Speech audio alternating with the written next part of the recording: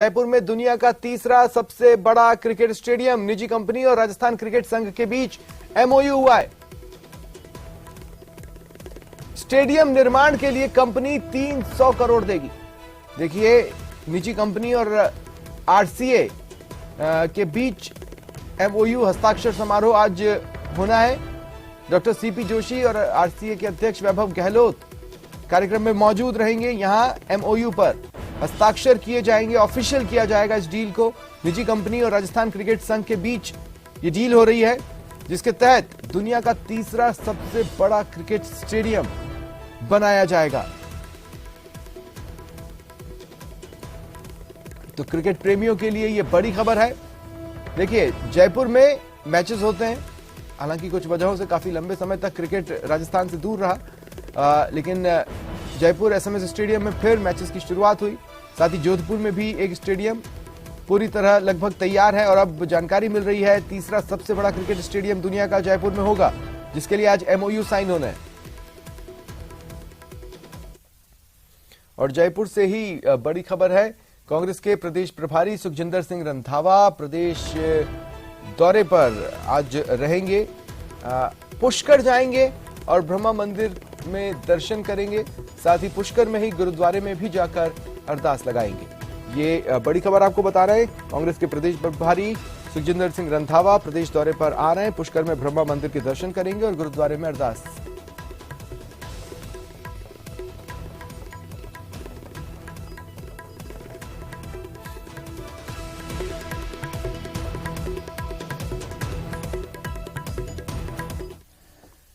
Rising India में केंद्रीय गृह मंत्री अमित शाह ने विपक्ष की हाय तौबा पर कहा कि ये तो करप्शन के केस हैं, लेकिन जब वो गुजरात के गृह मंत्री थे तो उनके खिलाफ दंगे के फर्जी केस में सीबीआई से दबाव बनवाया गया कि वो सूबे के तत्कालीन सीएम नरेंद्र मोदी का नाम लें। उन्होंने कहा, अदालत ने केस को खारिज किया था, लेकिन उस दौरान भी हमने काले कपड़े पहनकर प्रदर्शन नहीं किया, कोई हाय तौबा नहीं मचाई। सुनिए क्या कुछ कहा गृह मंत्री अमित शाह ने। भ्रष्टाचार के केस है, मैं राहुल जी को और उनकी पार्टी को याद कराना चाहता हूं, इमरजेंसी डालकर लाखों बेगुनाह विपक्ष के नेताओं को जेल में डाल दिया था 19 महीने तक, और बेल का प्रोविजन भी नहीं था। और यहां तो बेल का प्रोविजन, आप कोर्ट में जाइए।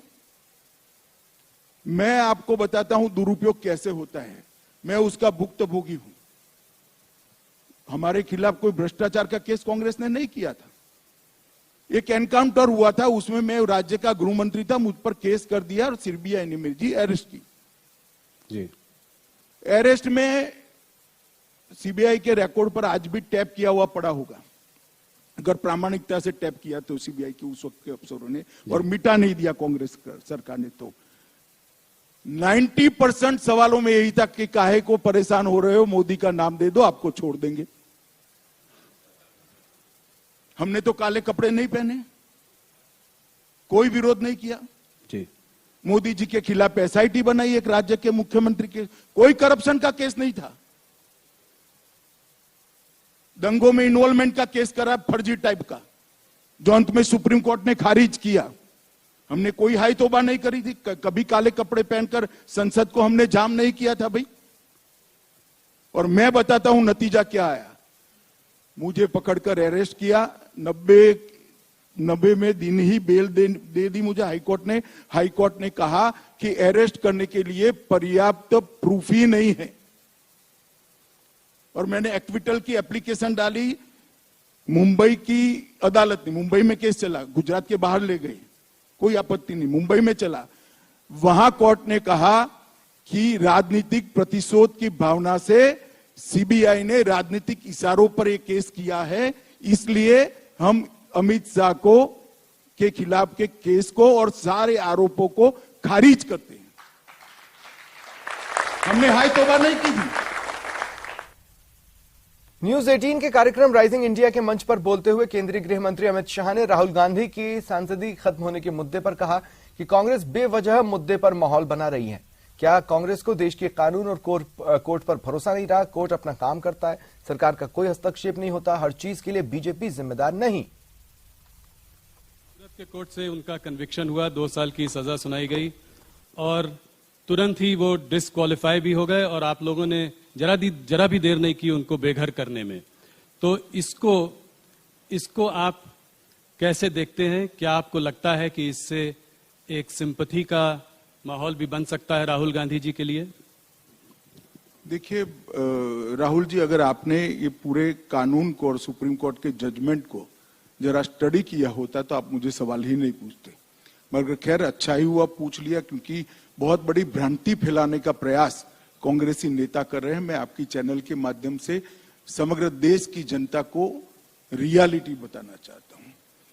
हमारा जो कानून था, वो कानून में एक प्रावधान था कि किसी भी व्यक्ति को अगर 2 साल की सजा होती है तो 3 महीने का समय उसको मिलेगा अपनी सजा को स्टे कराने के लिए। सजा को स्टे कराना और दोष को स्टे कराना दो अलग बात है। तो दोष को भी स्टे कराना है, सजा को भी स्टे कराना है जी। और हमारे कानून में प्रोविजन ही नहीं है कि जिस अदालत किसी भी व्यक्ति को 2 साल या उससे अधिक सजा करती है वो दोष पर रोक लगा सकती है। कन्विक्शन स्टे नहीं हो सकता जी, सेंटेंस हो सकता है। अब एक lily Thomas versus union of India का जजमेंट आया है 2013 में। उस जजमेंट में सुप्रीम कोर्ट ऑफ इंडिया ने तय कर दिया कि 3 महीने आपको नहीं मिलेंगे। क्यों देना है? चुने हुए प्रतिनिधि कोई विशेष प्रायोरिटी क्यों एंजॉय करे? जिस क्षण से आपको सजा होती है उसी क्षण से आपकी सदस्यता रद्द हो जानी चाहिए। ये सुप्रीम कोर्ट का वर्डिक्ट है, 2013 का है, जब राहुल जी की माता जी के नेतृत्व में यूपीए चलता था। हम तो दूर दूर तक नहीं थे। अब ये जजमेंट आने के बाद हम तो आज भी सुधारना नहीं चाहते जजमेंट को, मगर कांग्रेस सरकार सुधारना चाहती थी क्योंकि वो लालू जी को बचाना चाहती थी। एक ऑर्डिनेंस लेके आए मनमोहन सिंह जी और इसको नॉनसेंस कर श्रीमान राहुल गांधी ने पूरे देश के सामने अपने ही सरकार के ऑर्डिनेंस को फाड़ दिया। अब उनके फाड़ने के बाद किसकी मजाल थी कांग्रेस सरकार में कि इस ऑर्डिनेंस को कानून में बदले, विड्रॉ कर लिया गया जी। आज अगर वो कानून होता तो वो शायद बच जाते, इतनी हाई तौबा नहीं करनी पड़ती। और दूसरी बात, उन्होंने अब तक अपने दोष पर रोक लगाने के लिए, कन्विक्शन पर स्टे लेने के लिए अपील भी नहीं की है। किस प्रकार की एरोगेंसी है? आपको फेवर चाहिए, आप मेंबर पार्लियामेंट बने रहना चाहते हो और अदालत के सामने भी नहीं जाओगे? ये किस प्रकार की एरोगेंसी है? कहां से जनरेट होती है ये एरोगेंसी? कहां से जनरेट होती है? और ये श्रीमान पहले नहीं है, अब तक राजनीति में उनसे ज्यादा बड़े पद पर रहे हुए और उनसे भी ज्यादा अनुभव रखने वाले ढेर सारे नेता इसी प्रावधान के तहत अपनी सदस्यता गंवा चुके हैं। मैं 3 नाम तो आपको अभी भी गिना सकता हूं। श्रीमान लालू प्रसाद यादव इसका सबसे पहला भोग बने, उसके बाद जयललिता जी बनी और राशिद अल्वी जी बने। ऐसे 17 लोग इंक्लूडिंग राहुल गांधी, सबकी सदस्यता गई है। किसी ने काले कपड़े नहीं पहने, किसी ने हाई तौबा नहीं की, क्योंकि ये सुप्रीम कोर्ट का जजमेंट है, देश का कानून है।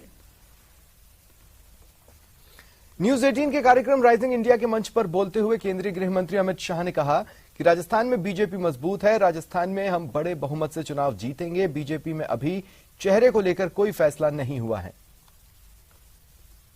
क्या वसुंधरा जी आपका चेहरा होंगी या कोई? अभी राजस्थान में चेहरे के बारे में हमने कोई निर्णय नहीं किया है, परंतु श्री अशोक गहलोत ने जिस प्रकार से सरकार चलाई है जी, वो निश्चित है राजस्थान की जनता बदलना चाहती है और शायद इसीलिए कांग्रेस हाईकमान उनको अध्यक्ष बनाकर वहां रास्ता साफ करना चाहता है, मगर वो नहीं निकले। अब उनका एक इंटरनल प्रॉब्लम है। जी, सचिन पायलट को बनाना चाहते थे। कोई आप लोगों की कोई बातचीत सचिन पायलट वगैरह से जैसे पिछली बार हो रही थी? मुझे लगता है राजस्थान में बहुत, ये तीनों राज्यों में सबसे बड़े बहुमत से राजस्थान में जीतेंगे। राजस्थान बीजेपी के नए प्रदेश अध्यक्ष